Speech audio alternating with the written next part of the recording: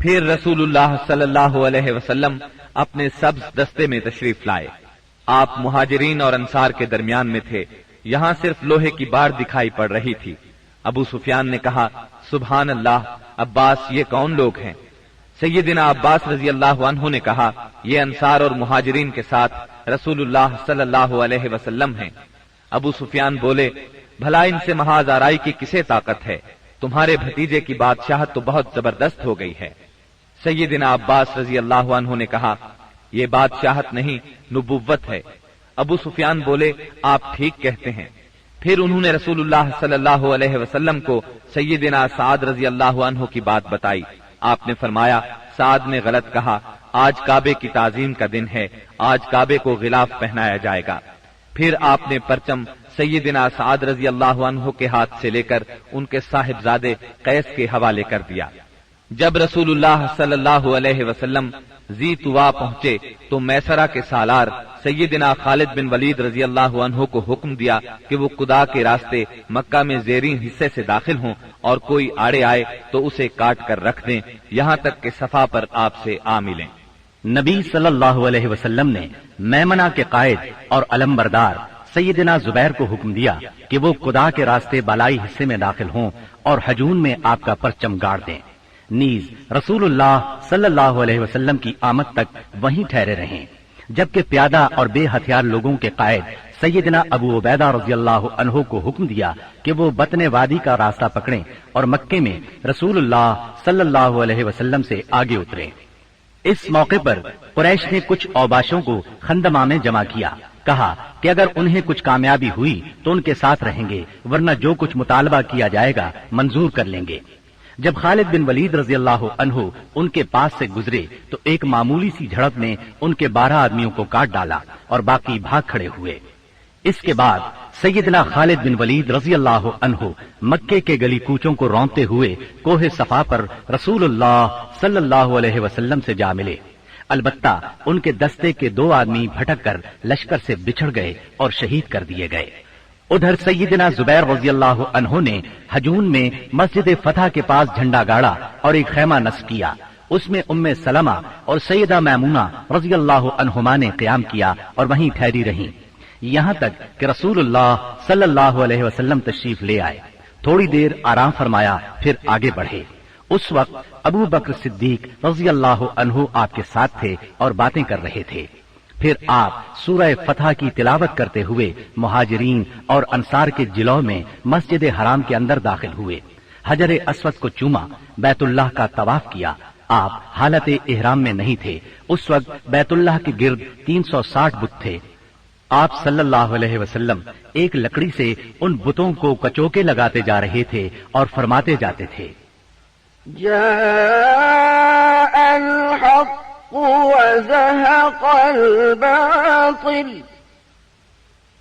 إن الباطل كان زهوقا۔ حق آ گیا اور باطل چلا گیا، یقیناً باطل جانے ہی والا ہے۔ جاء الحق وما يبدئ الباطل وما يعيد۔ حق آ گیا اور باطل کی چلت پھرت ختم ہو گئی۔ آپ بتوں کو ہلکی سی ضرب لگاتے جا رہے تھے اور بت گرتے جا رہے تھے۔ جب آپ طواف سے فارغ ہو گئے تو سیدنا عثمان بن طلحہ رضی اللہ عنہ کو بلا کر ان سے کعبے کی چابی لی اور اس کو کھولنے کا حکم دیا۔ پھر اس میں جو بت تھے انہیں نکلوا کر توڑوا دیا، جو تصاویر تھیں انہیں مٹوا دیا۔ اس کے بعد آپ سیدنا اسامہ بن زید اور سیدنا بلال رضی اللہ عنہم کے ساتھ اندر داخل ہوئے اور دروازہ بند کر لیا۔ پھر دروازے کے مقابل کی دیوار کے رخ سے 3 ہاتھ کے فاصلے پر کھڑے ہوئے اپنے بائیں 1 ستون، دائیں 2 ستون اور پیچھے 3 ستون کیے اور 2 رکعت نماز پڑھی۔ پھر بیت اللہ میں گھوم کر اس کے اطراف میں اللہ کی تکبیر اور توحید کے الفاظ کہے۔ اس کے بعد آپ نے دروازہ کھولا۔ قریش مسجد حرام میں صفیں لگاتے کھچا کھچ بھرے تھے۔ آپ نے دروازے کے دونوں بازو پکڑ کر ایک بلیغ خطبہ دیا جس میں اسلام کے بہت سے احکام بیان فرمائے۔ جاہلیت کے امور کو ساقط کیا اور اس کی نخوت کے خاتمے کا اعلان کیا۔ پھر فرمایا، قریش کے لوگوں، تمہارا کیا خیال ہے میں تمہارے ساتھ کیا سلوک کرنے والا ہوں؟ انہوں نے جواب دیا، آپ کریم بھائی ہیں اور کریم بھائی کے صاحبزادے ہیں۔ آپ نے ارشاد فرمایا، لا تثريب عليكم اليوم اذهبوا فأنتم الطلقاء۔ آج کے دن تم پر کوئی سرزنش نہیں، جاؤ تم سب آزاد ہو۔ پھر نیچے تشریف لائے اور مسجد حرام میں تشریف فرما ہوئے۔ چابی سیدنا عثمان بن طلحہ رضی اللہ عنہ کو واپس کی اور فرمایا، اس کو ہمیشہ ہمیشہ کے لیے لے لو، تم لوگوں سے اسے وہی چھینے گا جو ظالم ہوگا۔ نبوت کے ابتدائی دنوں میں ایک مرتبہ نبی اکرم صلی اللہ علیہ وسلم نے انہی عثمان سے فرمایا تھا کہ بیت اللہ کا دروازہ کھول دو، انہوں نے انکار کیا تھا۔ تب نبی کریم صلی اللہ علیہ وسلم نے فرمایا تھا، اچھا تم دیکھ لینا کہ ایک دن یہ چابی میرے ہاتھ میں ہوگی اور میں جسے چاہوں گا اسے عطا کروں گا۔ یہ سن کر عثمان بن طلحہ رضی اللہ عنہ نے جواب دیا تھا، کیا اس روز قریش کے سبھی مرد ذلیل اور تباہ ہو جائیں گے؟ اس بات کے جواب میں آپ نے فرمایا تھا، وہ اور بھی زیادہ عزت دار ہوں گے۔ اسی روز رسول اللہ صلی اللہ علیہ وسلم ام ہانی بنت ابی طالب کے گھر میں داخل ہوئے، وہاں غسل کیا اور ان کے گھر ہی میں 8 رکعت نماز پڑھی۔ ہر 2 رکعت پر سلام پھیرا۔ یہ چاشت کا وقت تھا، اس لیے کسی نے اسے چاشت کی نماز سمجھا اور کسی نے فتح کی نماز مراد لی۔ ام ہانی نے اپنے 2 دیوروں کو پناہ دے رکھی تھی۔ سیدنا علی رضی اللہ عنہ انہیں قتل کرنا چاہتے تھے۔ اس بارے میں جب ام ہانی رضی اللہ عنہا نے بات کی تو آپ نے فرمایا، جسے تم نے پناہ دے رکھی ہے اسے ہم نے پناہ دی۔ ظہر کی نماز کا وقت ہوا تو رسول اللہ صلی اللہ علیہ وسلم نے سیدنا بلال رضی اللہ عنہ کو حکم فرمایا، بلال کعبے کی چھت پر چڑھ کر اذان دو۔ چنانچہ انہوں نے کعبے کی چھت پر چڑھ کر اذان دی۔ یہ گویا اسلام کے غلبے کا اعلان تھا، اور جس قدر یہ مشرکین کو ناگوار تھا، مسلمانوں کے لیے اسی قدر خوشگوار تھا۔ والحمدللہ رب العالمین۔ جب مکے کی فتح مکمل ہو چکی تو انصار کو فکر لاحق ہوئی کہ کہیں رسول اللہ صلی اللہ علیہ وسلم یہیں نہ ٹھہر جائے، کیونکہ بہرحال یہ آپ کے خاندان اور آپ کے قبیلے کا شہر تھا۔ اس وقت رسول اللہ صلی اللہ علیہ وسلم صفا پر ہاتھ اٹھائے دعا فرما رہے تھے۔ دعا سے فارغ ہوئے تو فرمایا، اللہ کی پناہ، اب زندگی اور موت تمہارے ساتھ ہے۔ اس سے انصار مطمئن ہو گئے، ان کا خوف جاتا رہا اور وہ خوش ہو گئے۔ رسول اللہ صلی اللہ علیہ وسلم نے مکے میں 19 روز قیام فرمایا اور اس دوران آثار اسلام کی تجدید کی۔ مکے کو آثار جاہلیت سے پاک کیا، نئے سرے سے حرم کے ستون نصب کیے اور آپ کے منادی نے اعلان کیا، جو شخص اللہ اور آخرت کے دن پر ایمان رکھتا ہے وہ اپنے گھر میں کوئی بت نہ چھوڑے بلکہ اسے توڑ دے۔ 25 رمضان المبارک کو رسول اللہ صلی اللہ علیہ وسلم نے 30 سواروں کے ساتھ سیدنا خالد بن ولید رضی اللہ عنہ کو عزا اور اس کا بتخانہ ڈھانے کے لیے نخلا روانہ کیا۔ سیدنا خالد بن ولید نے جا کر اس کو ڈھا دیا۔ یہ مشرکین کا سب سے بڑا بت تھا۔ پھر آپ نے رمضان ہی میں سیدنا عمرو بن عاص رضی اللہ عنہ کو سوا نامی بت ڈھانے کے لیے روانہ کیا۔ یہ حذیل کا سب سے بڑا بت تھا۔ اس کا استھان مکے سے شمال مشرق میں 150 کلومیٹر کے فاصلے پر رہات نامی مقام پر تھا۔ سیدنا عمرو نے جا کر اس کو ڈھایا۔ اس کا مجاور بت کی بے بسی دیکھ کر مسلمان ہو گیا۔ پھر آپ صلی اللہ علیہ وسلم نے سعد بن زید اشہلی کو اسی ماہ رمضان میں 20 سوار دے کر منات کی طرف روانہ فرمایا۔ یہ قدید کے پاس مشلل میں تھا۔ یہ کلب، خزاع، غسان اور اوس و خزرج کا بت تھا۔ سیدنا سعد نے جا کر اسے توڑ دیا اور بتخانہ ڈھا دیا۔ فتح مکہ کے بعد بہت سے قبائل نے اسلام قبول کر لیا، لیکن حوازن اور بنو ثقیف کے قبیلوں نے چند اور قبائل کو اپنے ساتھ ملا کر 4000 کا لشکر تیار کیا اور مسلمانوں سے زور آزمائی کا فیصلہ کیا۔ نبی کریم صلی اللہ علیہ وسلم کو ان کے ارادوں کی اطلاع ہوئی تو آپ نے اپنے ایک صحابی کو تحقیق کے لیے بھیجا۔ انہوں نے تصدیق کی، تب آپ نے مسلمانوں کو تیاری کا حکم فرمایا۔ چنانچہ 10,000 مدنی اور 2,000 مکی فوج کا لشکر تیار ہو گیا۔ بعض لوگوں نے لشکر کی کثرت کے پیش نظر کہا، آج ہم مغلوب نہیں ہوں گے۔ یہ بات رسول اللہ صلی اللہ علیہ وسلم پر گراں گزری۔ شام ہوئی تو ایک سوار نے آ کر اطلاع دی کہ بنو حوازن عورتوں، بچوں اور اونٹ بکریوں سمیت نکلے ہیں۔ آپ یہ سن کر مسکرائے اور فرمایا، یہ کل انشاءاللہ مسلمانوں کا مال غنیمت ہوگا۔ 10 شوال 8 ہجری کی رات رسول اللہ صلی اللہ علیہ وسلم حنین پہنچے۔ وادی حنین مکہ معظمہ سے 30 میل دور واقع ہے۔ آپ نے وادی میں داخل ہونے سے پہلے سحر کے وقت لشکر کو ترتیب دیا۔ مہاجرین کا پرچم علی بن ابی طالب کو دیا، اوس کا پرچم اسید بن حزیر رضی اللہ عنہ کو، اور خزرج کا پرچم حباب بن منذر کو، اور کچھ دوسرے پرچم دوسرے قبائل کو دیے۔ 2 زرہیں پہنی، سر اور چہرے پر خود رکھا۔ اس کے بعد ہراول دستے نے وادی میں اترنا شروع کیا۔ اسے چھپے ہوئے دشمن کی موجودگی کا علم نہیں تھا۔ ابھی وہ اتر ہی رہا تھا کہ اچانک دشمن نے ٹڈی دل کی طرح تیروں کی بارش کر دی۔ پھر دشمن مسلمانوں پر ٹوٹ پڑا۔ اس اچانک حملے سے ہراول دستے میں انتشار پھیل گیا۔ اس میں موجود مسلمانوں کے پاؤں اکھڑ گئے۔ جو لوگ پیچھے تھے وہ بھی انہی کے ساتھ ہو لیے۔ جہاں تک رسول اللہ صلی اللہ علیہ وسلم کا تعلق ہے تو نہ صرف یہ کہ آپ چند انصار اور مہاجرین کے ساتھ اپنی جگہ پر ثابت قدم رہے، بلکہ آپ دشمن کی طرف بڑھنے کے لیے اپنے خچر کو ایڑ لگاتے اور فرماتے جا رہے تھے، انا النبی لا کذب، انا ابن عبد المطلب، میں نبی ہوں، جھوٹا نہیں، میں عبد المطلب کا فرزند ہوں۔ سیدنا عباس رضی اللہ عنہ نے آپ کے حکم پر مہاجرین اور انصار کو آواز دی۔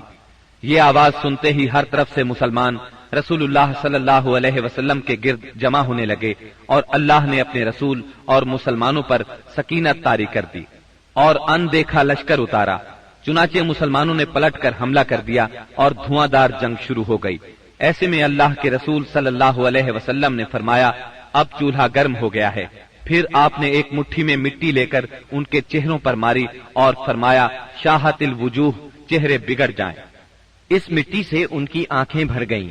اس کے بعد ان کی دھار کند اور ان کا کام پچھڑتا چلا گیا، یہاں تک کہ وہ پراگندہ ہو کر بھاگ نکلے، اور مسلمانوں نے مارتے کاٹتے ان کا پیچھا کیا۔ چنانچہ عورتوں اور بچوں کو پکڑ لیا اور بہت سے فوجیوں کو گرفتار کر لیا۔ اس دن سیدنا خالد بن ولید رضی اللہ عنہ کو بھی بہت زخم آئے۔ ادھر رسول اللہ صلی اللہ علیہ وسلم کے ساتھ اللہ کی عنایت دیکھ کر بہت سے مشرکین مسلمان ہو گئے۔ مشرکین بھاگے تو 3 گروہوں میں تقسیم ہو گئے۔ سب سے بڑا گروہ طائف کی طرف بھاگا، دوسرے گروہ نے نخلا کا رخ کیا، اور تیسرے گروہ نے اوتاس میں مورچہ بندی کی۔ آپ نے اوتاس میں ابو موسیٰ اشعری رضی اللہ عنہ کے چچا ابو عامر اشعری رضی اللہ عنہ کو صحابہ کی ایک جماعت کے ساتھ بھیجا۔ انہوں نے دشمنوں کو مار کاٹ اور بھگا کر سارے مال غنیمت پر قبضہ کر لیا۔ البتہ ابو عامر اشعری رضی اللہ عنہ خود اس معرکے میں شہید ہو گئے، اور ان کی جگہ ابو موسیٰ اشعری رضی اللہ عنہ نے سنبھالی اور کامیاب و کامران لوٹے۔ دوسری طرف مسلمانوں کی ایک جماعت نے نخلا بھاگنے والوں کا تعاقب کیا، درید بن سما کو جا پکڑا اور اسے قتل کر دیا۔ رسول اللہ صلی اللہ علیہ وسلم نے مال غنیمت اور قیدیوں کو جمع کرنے کا حکم دیا۔ اس کی کل تعداد یہ تھی، اونٹ قریباً 24,000، بکریاں 40,000 سے زیادہ، چاندی 4,000 اوقیہ یعنی 1,60,000 درہم، عورتیں اور بچے 6,000۔ ان سب کو جیرانہ میں جمع کر کے سیدنا مسعود بن عمرو غفاری رضی اللہ عنہ کو ان کا نگران مقرر فرمایا۔ اس کے بعد آپ نے طائف کی طرف توجہ فرمائی۔ آپ خود اس سمت میں بڑھے۔ طائف مکہ سے 60 میل کے فاصلے پر ایک سرسبز پہاڑ کے دامن میں واقع ہے۔ آپ نے طائف کا محاصرہ کر لیا۔ یہ محاصرہ 20 دن تک جاری رہا، لیکن شہر فتح نہ ہو سکا۔ محاصرہ چھوڑ کر آپ جعرانہ کے مقام پر تشریف لائے۔ یہاں مال غنیمت ذخیرہ کیا گیا تھا۔ رسول اللہ صلی اللہ علیہ وسلم طائف سے جعرانہ واپس آ کر 10 دن سے زیادہ ٹھہرے رہے۔ مال غنیمت تقسیم نہ فرمایا۔ آپ کو انتظار تھا کہ حوازن توبہ کر کے آ جائیں اور اپنے مال اور قیدی واپس لے جائیں، لیکن جب وہ نہ آئے تو آپ نے مال غنیمت میں سے خمس یعنی 5واں حصہ نکالا اور تالیف قلب کے لیے کمزور اسلام والوں کو عطا فرمایا۔ کچھ ایسے لوگوں کو بھی دیا جو ابھی تک مسلمان نہیں ہوئے تھے، تاکہ ان کی نظروں میں اسلام محبوب ہو جائے۔ انصار کو رسول اللہ صلی اللہ علیہ وسلم کے اس فعل پر حیرت ہوئی کہ آپ نے تالیف قلوب کی خاطر اندازے سے بڑھ کر عطیے دیے اور انصار کو کچھ نہ دیا۔ چنانچہ بعض انصار نے کہا، یہ کیسی تعجب کی بات ہے کہ آپ قریش کو دے رہے ہیں اور ہمیں چھوڑ رہے ہیں، حالانکہ ہماری تلواروں سے ان کا خون ٹپک رہا ہے۔ یہ بات انصار کے رئیس سیدنا سعد بن عبادہ رضی اللہ عنہ نے آپ تک پہنچائی۔ آپ نے صرف انصار کو جمع فرمایا، اللہ کی حمد و ثنا کی، پھر اللہ نے آپ پر جو احسان کیا تھا اس کا ذکر کیا۔ اس کے بعد فرمایا، انصار کے لوگوں، تم اپنے جی میں دنیا کی ایک حقیر سی گھاس کے لیے ناراض ہو گئے۔ اس کے ذریعے سے میں نے لوگوں کا دل جوڑا تھا تاکہ وہ مسلمان ہو جائیں، اور تمہیں تمہارے اسلام کے حوالے کر دیا تھا۔ اے انصار، کیا تم اس سے راضی نہیں کہ لوگ اونٹ بکریاں لے جائیں اور تم رسول اللہ صلی اللہ علیہ وسلم کو لے کر اپنے ڈیروں پر جاؤ؟ اس ذات کی قسم جس کے ہاتھ میں محمد کی جان ہے، اگر ہجرت نہ ہوتی تو میں بھی انصار کا ایک فرد ہوتا، اور اگر سارے لوگ ایک راہ چلیں اور انصار دوسری راہ تو میں بھی انصار ہی کی راہ چلوں گا۔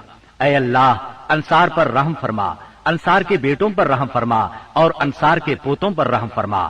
اس پر لوگ اس قدر روئے کہ داڑھیاں تر ہو گئیں اور کہنے لگے، ہم راضی ہیں کہ ہمارے حصے اور نصیب میں رسول اللہ صلی اللہ علیہ وسلم ہوں۔ اس کے بعد رسول اللہ صلی اللہ علیہ وسلم واپس آ گئے اور انصار بھی واپس ہو گئے۔ بنی سعد کے ایک سردار زہیر نے آگے بڑھ کر عرض کیا، بنی سعد سے آپ کا رضاعت یعنی دودھ کا رشتہ ہے اور وہ آپ سے مہربانی کی امید رکھتے ہیں۔ اس پر آپ نے عبد المطلب کی اولاد کے حصے کے غلام اور باندیاں آزاد کر دی۔ جب مسلمانوں کو اس کا علم ہوا تو انہوں نے بھی ایسا ہی کیا۔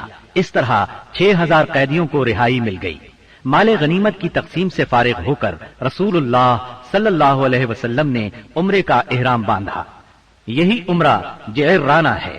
عمرے سے فارغ ہو کر مدینہ واپسی کی راہ لی اور ذیقعد میں 6 دن یا 3 دن باقی تھے جب آپ مدینہ منورہ پہنچے۔ محرم 9 ہجری میں مدینہ منورہ خبر پہنچی کہ بنو تمیم قبائل کو جزیہ نہ دینے پر اکسا رہے ہیں۔ رسول اللہ صلی اللہ علیہ وسلم نے عیینہ بن حصن فزاری کی قیادت میں 50 سواروں کا ایک دستہ بھیجا۔ انہوں نے صحرا میں حملہ کر کے ان کے 11 آدمی، 21 عورتیں اور بچے گرفتار کر لیے اور انہیں مدینہ لے آئے۔ اس کے بعد بنو تمیم کے 10 سردار آئے اور شاعری اور خطابت کے مقابلے کی خواہش ظاہر کی۔ چنانچہ ان کے خطیب اتارد بن حاجب نے خطبہ دیا۔ اس کا جواب سیدنا ثابت بن قیس رضی اللہ عنہ نے دیا۔ پھر ان کے شاعر زبرقان بن بدر نے اشعار کہے۔ جواب میں سیدنا حسان بن ثابت رضی اللہ عنہ نے اپنے اشعار پیش کیے۔ انہوں نے اسلام کے خطیب اور شاعر کی فضیلت کا اعتراف کیا اور مسلمان ہو گئے۔ رسول اللہ صلی اللہ علیہ وسلم نے ان کے قیدی واپس کر دیے اور انہیں بہترین تحائف سے نوازا۔ رجب 9 ہجری میں نبی کریم صلی اللہ علیہ وسلم کو اطلاع ملی کہ ہرقل قیصر روم مسلمانوں کے خلاف جنگ کرنے کے لیے زبردست تیاریاں کر رہا ہے۔ آپ نے مناسب خیال کیا کہ آگے بڑھ کر دشمن کا راستہ روک لیا جائے۔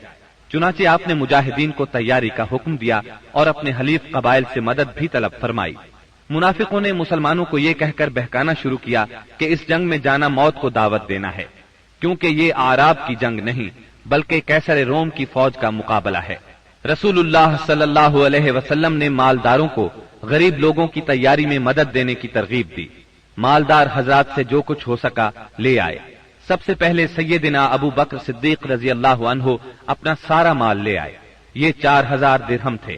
رسول اللہ صلی اللہ علیہ وسلم نے پوچھا، اپنے اہل کے لیے بھی کچھ باقی چھوڑا ہے؟ سیدنا ابو بکر صدیق رضی اللہ عنہ نے جواب میں عرض کیا، ان کے لیے اللہ اور اس کے رسول کو چھوڑا ہے۔ سیدنا عمر رضی اللہ عنہ اپنا آدھا مال لائے۔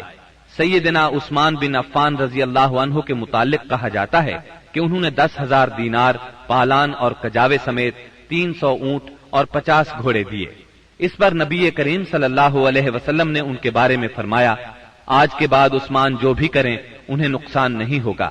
اس کے بعد عثمان رضی اللہ عنہ نے پھر صدقہ کیا، پھر اور صدقہ کیا، یہاں تک کہ ان کے صدقے کی مقدار نقدی کے علاوہ 900 اونٹ اور 100 گھوڑے تک جا پہنچی۔ سیدنا عبد الرحمن بن عوف رضی اللہ عنہ 200 اوقیہ یعنی 8000 درہم کے برابر چاندی لائے۔ سیدنا عباس رضی اللہ عنہ بہت سا مال لائے۔ سیدنا طلحہ، سعد بن عبادہ اور محمد بن مسلمہ وغیرہ بھی مال لے کر آئے۔ سیدنا عاصم بن عدی رضی اللہ عنہ 90 وسق یعنی 13,500 کلو کھجوریں لائے۔ باقی صحابہ نے بھی اپنی اپنی بساط کے مطابق بڑھ چڑھ کر صدقات کی لائن لگا دی، یہاں تک کہ عورتوں نے بھی اپنے زیورات اتار اتار کر آپ کی خدمت میں بھیج دیے۔ تنگ دست صحابہ کرام آپ صلی اللہ علیہ وسلم سے سواری طلب کرنے کے لیے آئے۔ آپ نے فرمایا، میں کچھ نہیں پاتا جس پر آپ لوگوں کو سوار کروں۔ وہ اس حالت میں واپس لوٹے کہ ان کی آنکھیں آنسو بہا رہی تھیں، اس لیے کہ وہ کچھ خرچ کرنے کو بھی نہ پا سکے۔ چنانچہ ان حضرات کو سیدنا عباس اور سیدنا عثمان رضی اللہ عنہما نے تیار کیا۔ نبی کریم صلی اللہ علیہ وسلم نے مدینہ منورہ کا انتظام محمد بن مسلمہ کو سونپا۔ بال بچوں پر سیدنا علی رضی اللہ عنہ کو مقرر فرمایا، خود لشکر لے کر تبوک کی طرف روانہ ہوئے۔ تبوک شام کی سرحد پر واقع ہے۔ نبی کریم صلی اللہ علیہ وسلم نے سب سے بڑا علم سیدنا ابو بکر صدیق رضی اللہ عنہ کے سپرد کیا اور پھر ہر قبیلے کا جھنڈا اس کے سردار کے حوالے کیا۔ غرض اسلام کا یہ لشکر 14 دن میں تبوک پہنچ گیا۔ جب قیصر روم ہرقل کو مسلمانوں کے جوش، جذبے اور تیاری کی اطلاع ملی تو اس نے جنگ کا ارادہ ترک کر دیا۔ آپ نے 20 روز وہاں قیام فرمایا۔ اسی مقام پر قیصر روم کے ماتحت حکام نے آپ سے امان طلب کر کے جزیہ دینا قبول کیا۔ اس کے بعد لشکر اسلام جنگ کے بغیر اپنا مقصد حاصل کر کے واپس لوٹ آیا۔ منافقین نے مسلمانوں میں پھوٹ ڈالنے کے لیے مسجد قباء کے مقابلے میں مسجد زرار تعمیر کی تھی۔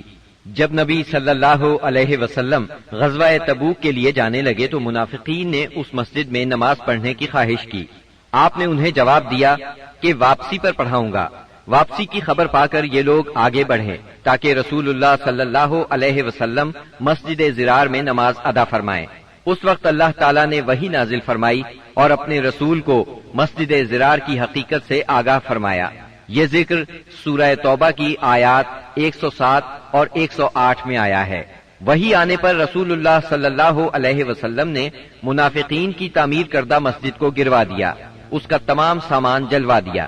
9 ہجری میں چند واقعات تاریخی نوعیت کے پیش آئے۔ تبوک سے واپسی کے بعد اویمر اجلانی اور ان کی بیوی کے درمیان لعان ہوا۔ غامدیہ نامی ایک عورت آپ کی خدمت میں حاضر ہوئی، اس نے بدکاری کا اقرار کیا۔ آپ نے اسے رجم کرنے کا حکم فرمایا، لیکن وہ بچے کی ماں بننے والی تھی، لہذا بچے کی پیدائش کے بعد رجم کیا گیا۔ اسحمہ نجاشی شاہ حبشہ نے وفات پائی اور رسول اللہ صلی اللہ علیہ وسلم نے ان کی غائبانہ نماز جنازہ ادا فرمائی۔ نبی صلی اللہ علیہ وسلم کی صاحبزادی ام کلثوم رضی اللہ عنہا کی وفات ہوئی۔ ان کی وفات پر آپ کو سخت غم ہوا اور آپ نے سیدنا عثمان رضی اللہ عنہ سے فرمایا، اگر میرے ہاں تیسری بیٹی ہوتی تو اس کی شادی بھی میں تم سے کر دیتا۔ تبوک سے رسول اللہ صلی اللہ علیہ وسلم کی واپسی کے بعد منافقین کے سردار عبداللہ بن ابی نے وفات پائی۔ رسول اللہ صلی اللہ علیہ وسلم نے اس کے لیے دعائے مغفرت کی۔ سیدنا عمر رضی اللہ عنہ نے آپ سے عرض کیا، آپ اس کی نماز جنازہ نہ پڑھیں، لیکن آپ نے نماز پڑھی۔ بعد میں وحی نازل ہوئی، اس میں سیدنا عمر رضی اللہ عنہ کی رائے کی تائید نازل ہوئی۔ رسول اللہ صلی اللہ علیہ وسلم اور مسلمانوں کو منافقین کی نماز جنازہ پڑھنے سے روک دیا گیا۔ اس سال کے دوران میں حج فرض ہوا۔ رسول اللہ صلی اللہ علیہ وسلم نے 300 صحابہ کرام کا ایک قافلہ حج کے لیے روانہ فرمایا۔ سیدنا ابو بکر صدیق رضی اللہ عنہ کو امیر حج مقرر کیا اور انہیں ہدایت کر دی کہ سب کو حج کا اسلامی طریقہ بتائیں۔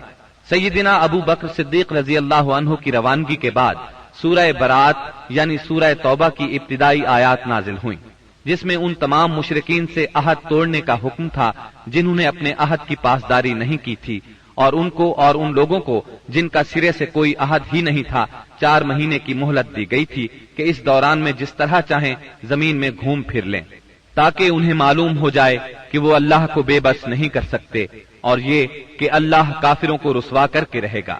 البتہ جو مشرکین اپنے عہد پر قائم تھے اسے توڑا نہیں تھا اور مسلمانوں کے خلاف کسی کی مدد نہیں کی تھی، ان کا عہد پورا کرنے کا حکم دیا گیا۔ آپ نے سیدنا علی رضی اللہ عنہ کو یہ آیات دے کر ناقہ پر سوار کیا اور روانہ فرمایا۔ انہوں نے حجاج کے قافلے کو راستے ہی میں جا لیا۔ سیدنا ابو بکر صدیق رضی اللہ عنہ نے امیر حج ہونے کی حیثیت سے ارکان حج ادا کیے، اور اس کے بعد سیدنا علی رضی اللہ عنہ نے سورہ برات کی ابتدائی آیات سنائیں۔ اس کے بعد سیدنا ابو بکر صدیق رضی اللہ عنہ نے صحابہ کرام کی ایک جماعت بھیج کر یہ اعلان کر دیا کہ اس سال کے بعد کوئی مشرک حج نہیں کر سکتا اور نہ کوئی ننگا آدمی بیت اللہ کا طواف کر سکتا ہے۔ یہ اعلان گویا جزیرت العرب سے بت پرستی کے خاتمے کا اعلان تھا، یعنی اس سال کے بعد بت پرستی کے لیے آمد و رفت کی کوئی گنجائش نہیں۔ غیر مسلم قوموں کے لیے جزیے کی ادائیگی کی فرضیت اور سود کی ممانعت کا حکم نازل ہوا۔ رسول اللہ صلی اللہ علیہ وسلم جو ہی تبوک سے مدینے واپس آئے، وفود کی آمد کا سلسلہ شروع ہو گیا۔ یہ سلسلہ اگلے برس 10 ہجری تک جاری رہا۔ عرب کے قبیلوں اور خاندانوں نے اپنے اپنے نمائندے بھیجے اور بعض رؤسا، غلام، یتیم، غرباء اور خواتین بذات خود مدینہ منورہ آئے تاکہ اسلام اور پیغمبر اسلام کے بارے میں پتہ لگائیں اور خود اپنی آنکھوں سے سب کچھ دیکھ لیں۔ جب یہ لوگ مدینہ آ کر قیام کرتے اور آپ کو دیکھتے تو بعض لوگ تو دیکھتے ہی پکار اٹھتے، اللہ کی قسم یہ چہرہ کسی جھوٹے نبی کا نہیں ہو سکتا۔ اس کے بعد اسلام قبول کر لیتے۔ جب جزیرہ عرب میں دعوت و تبلیغ مکمل ہو گئی اور اللہ نے اہل ایمان کی ایک ایسی جماعت پیدا فرما دی جو دعوت کی حفاظت کی ضامن اور اسے زمین کے کونے کونے تک پہنچانے کی کفیل تھی، تو اللہ تعالیٰ نے چاہا کہ رسول اللہ صلی اللہ علیہ وسلم کو انتقال سے قبل ان کی جہد پیہم کا ثمرہ بھی دکھلا دے۔ چنانچہ آپ کو ذی الحج 10 ہجری میں بیت اللہ کے حج سے مشرف فرمایا۔ آپ نے حج کا ارادہ فرمایا تو لوگوں میں اس کا اعلان کر دیا۔ آپ کا ارادہ حج سن کر تمام عرب ساتھ جانے کے لیے ٹوٹ پڑا۔ ہفتے کے دن 26 ذی-القعدہ کو آپ نے کوچ کی تیاری فرمائی، بالوں میں کنگھی کی، تیل لگایا، تہبند پہنا، چادر اوڑھی اور ظہر کی نماز کے بعد مدینے سے چل پڑے اور عصر سے پہلے ذوالحلیفہ پہنچ گئے۔ وہاں پہنچ کر 2 رکعت نماز عصر پڑھی اور رات بھر خیمہ زن رہے۔ صبح ہوئی تو صحابہ کرام سے فرمایا، رات میرے پروردگار کی طرف سے ایک آنے والا آیا، اس نے کہا اس مبارک وادی میں نماز پڑھو اور کہو حج میں عمرہ ہے۔ اس کے بعد آپ صلی اللہ علیہ وسلم نے اپنا سفر جاری رکھا۔ ہفتہ بھر بعد مکے کے قریب پہنچے تو ذی طوا میں رات گزاری اور وہیں نماز فجر پڑھ کر غسل فرمایا، پھر مسجد حرام میں داخل ہوئے۔ یہ اتوار 4 ذی الحج کی صبح تھی۔ وہاں حجر اسود کو بوسہ دیا، بیت اللہ کا 7 مرتبہ طواف کیا۔ طواف کے بعد مقام ابراہیم پر نماز پڑھی اور دوبارہ حجر اسود کو بوسہ دیا۔ پھر کوہ صفا پر آئے، صفا اور مروہ کے درمیان سعی کی۔ اس کے بعد اعلان فرمایا، جس شخص کے ساتھ قربانی کا جانور نہ ہو وہ احرام کھول دے۔ 8 ذی الحج ترویہ کے دن آپ مکہ سے مینا تشریف لے گئے اور وہاں 9 ذی الحج کی صبح تک قیام فرمایا۔ ظہر، عصر، مغرب، عشاء اور فجر کی نمازیں وہیں پڑھیں، پھر اتنی دیر ٹھہرے کہ سورج طلوع ہو گیا۔ اس کے بعد عرفہ کو چل پڑے۔ وہاں پہنچے تو وادی نمرہ میں قبہ تیار تھا، اسی میں اترے۔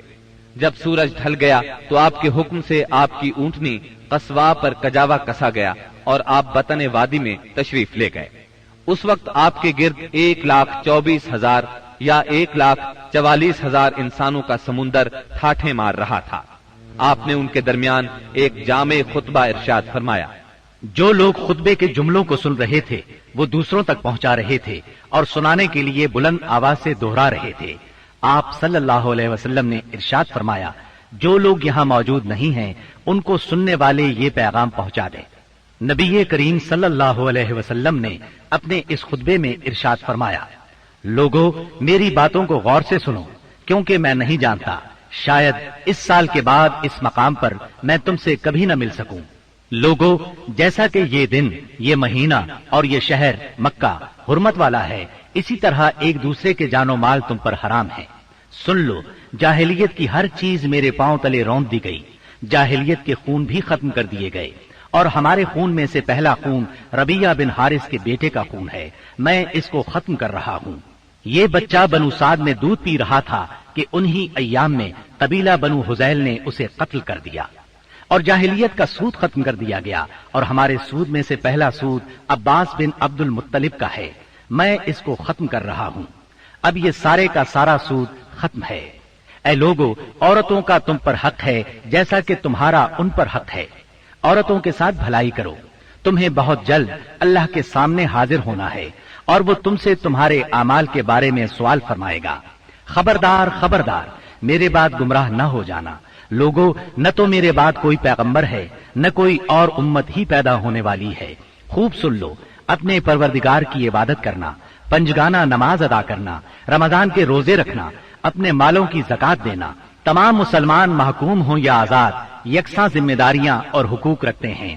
اعمال دین کے سوا کسی کو کسی پر کوئی فضیلت نہیں۔ تم اپنے غلاموں کو وہ کھلاؤ جو تم خود کھاتے ہو، اور انہیں وہ لباس پہناؤ جو تم خود پہنتے ہو۔ ان پر نہ کوئی ظلم کرو اور نہ ان کا کوئی حق چھینو۔ امانتیں ان کے مالکوں کے سپرد کرنا چاہیے۔ دوسروں پر ظلم نہ کرو تاکہ تم پر بھی ظلم نہ کیا جائے۔